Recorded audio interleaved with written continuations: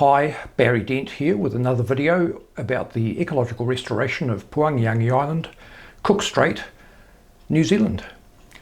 Last video I spoke about our decision to leave Weka alone on the island and let them find what level they may, despite the effect that they are undoubtedly going to have on the establishing seabird colonies.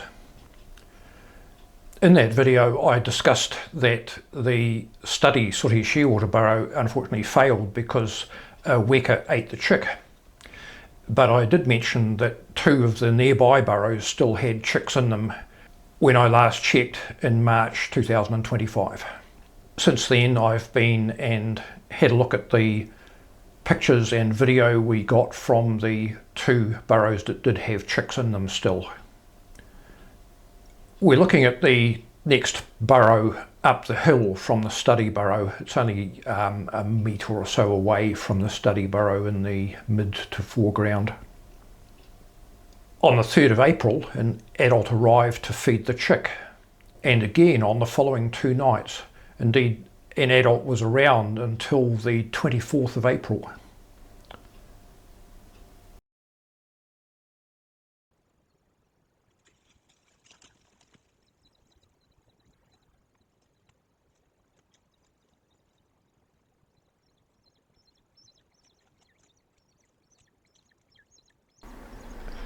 At the other burrow, out to the left of the one we're looking at, adults also visited up until the 15th of April. All of this time, at least one Weka was looking and inspecting the burrows, and indeed in one sequence of still photographs showing the Weka going into one of the burrows and coming out empty-handed.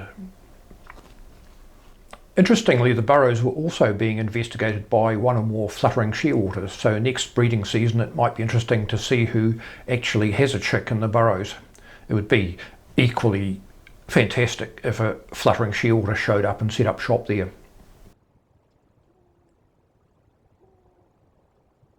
Moving on to the morning of the 29th of April, we see a chick on the surface. Now, I would have expected at first emergence, which this is, that the chick would be covered in down, but if you have a careful look you can only see a few little pieces of down left.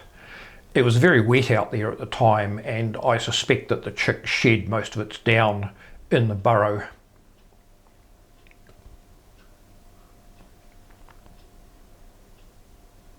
The video camera could only run 4 hours a day because of battery limitations, but I don't believe we missed first emergence earlier, because I also had a trail camera on this burrow and that could record motion all of the time, and it didn't show anything before the 29th.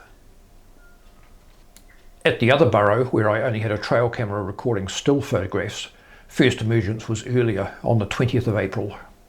It was a dark and stormy night, but I think if you use your imagination having a look at these photographs you can see quite a lot of down on this particular chick.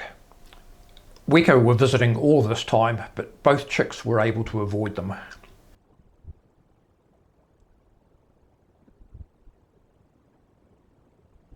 The earlier chick came out over a period of 2 weeks to explore the surface, hang around and exercise its wings.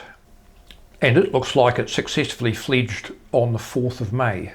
That's bang in the middle of the known peak fledging period for Sooty shearwater. The other chick did exactly the same sort of thing on the surface, but it was a week later overall. In this clip of the chick you can also hear a fluttering shearwater nearby, as I mentioned earlier, and the sound has been picked up on this particular clip.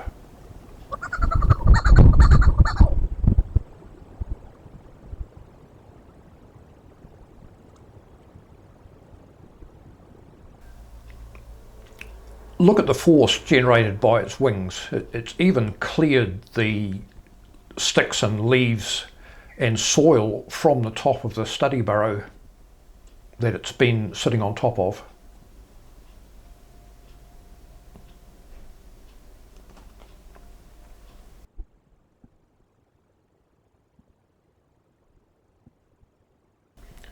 The chick was last seen before dawn on the 11th of May, and it looks like it fled successfully that day or the following morning.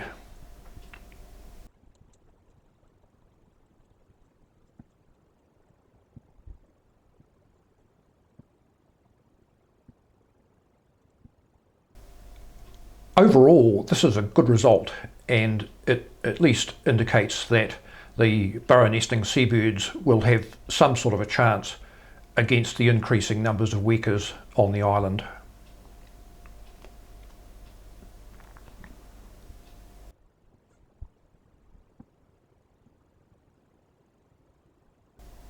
So that's it for this short update. I appreciate you watching. Thank you.